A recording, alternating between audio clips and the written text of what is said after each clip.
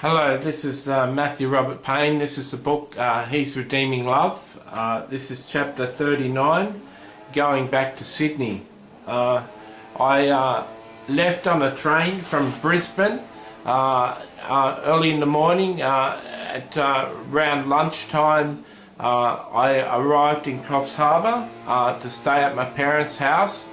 After a few days of staying at my parents' house, my mother convinced me that I wasn't ready to get a job in Sydney and that I should get some qualifications in a TAFE course.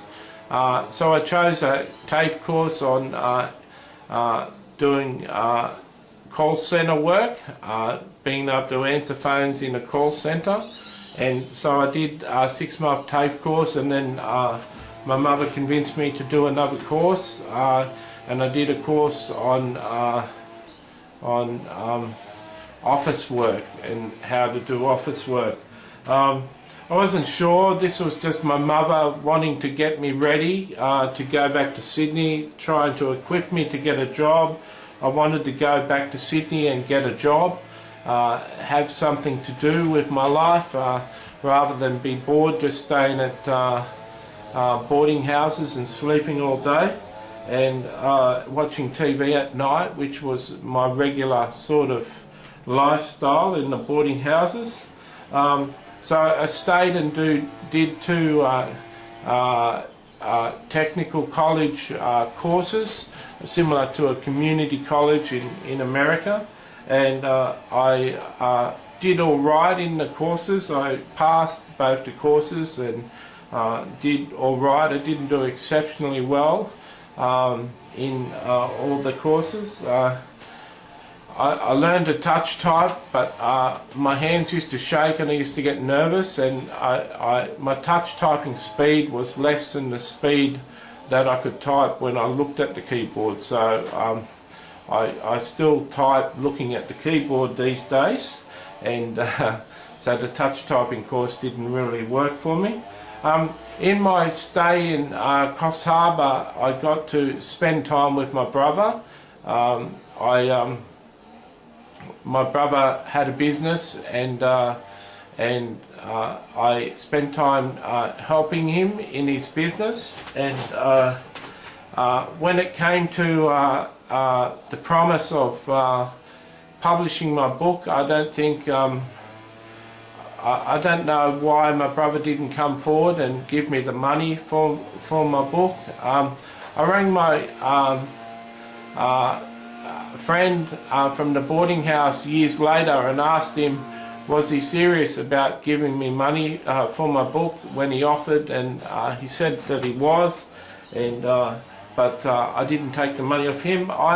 It's funny in life sometimes when you don't have tremendous self-esteem, you don't accept gifts of people. You find it hard to accept gifts. So I think it wasn't so much that my brother wouldn't give me money for the book. I just think that I didn't ask him for it.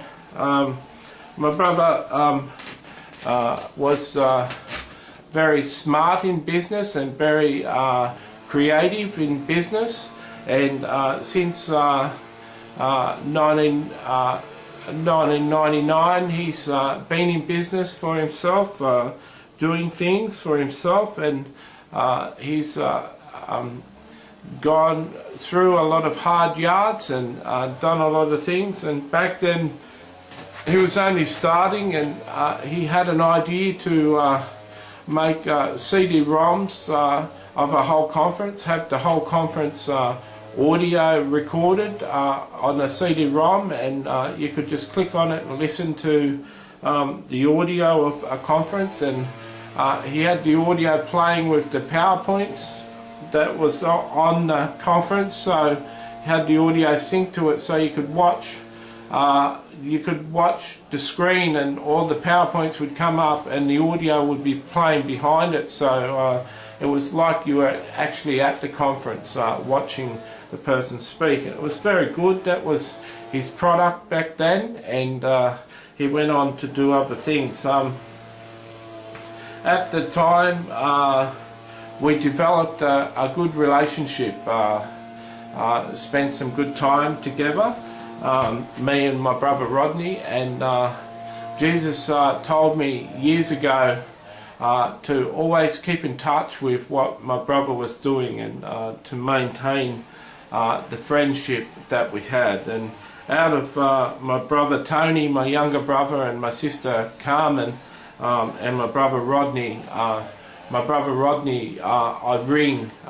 phone at least once a week and keep in touch, where I only really talk to my sister and my younger brother once a year. And so my brother is like my best friend, and we've got a tremendous relationship, and that relationship was really developed well in the year I spent in Cross Harbour.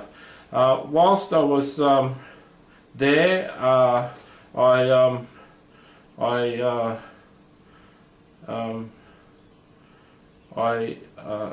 went down the beach one time, and I was talking to Jesus, and Jesus said to go onto another beach, and I went onto another beach. It was all dark, and he said sit on the sand, and it was all dark and bushes behind me, and I said I was nervous because someone could come up behind me, and he said I've got angels behind you and no one can get you, just sit there. And I sat there in the darkness and talked to him for about half an hour, and it was a tremendous conversation that we're having. I got so much in love, and as I was crossing back to the main beach to walk home, I said to Jesus, where are you right now? And he said, I'm just beyond the breakers. And that was just in the water, just out from where the waves were breaking. And I know in an ocean that sharks at night patrol just beyond the breakers, because the fish sort of spend their time around the breakers where the waves break, and they dart out from behind the waves, and the sharks like to eat them as they come out, and so it's a very dangerous place to be. But when Jesus said he was just beyond the breakers, I took one step to go into the ocean to go and meet him, and as I took a step, the whole ocean, all the waves breaking, like receded about 50 meters, and I said to Jesus, what's going on? And he says, you're not going to meet me tonight, but you're going to meet me soon. And I said, hang on a second, Jesus. You said in the book of Revelation that you were coming back soon. And that was 2,000 years ago, and you still haven't come back. So when you say to me that you're going to meet me soon, how long do you mean? Because soon isn't really a word I want to hear. Because 2,000 years, I want to meet you now. I don't want to meet you soon, because soon means 2,000 years in the book of Revelation. And he said, Matthew, you're going to meet me very, very soon.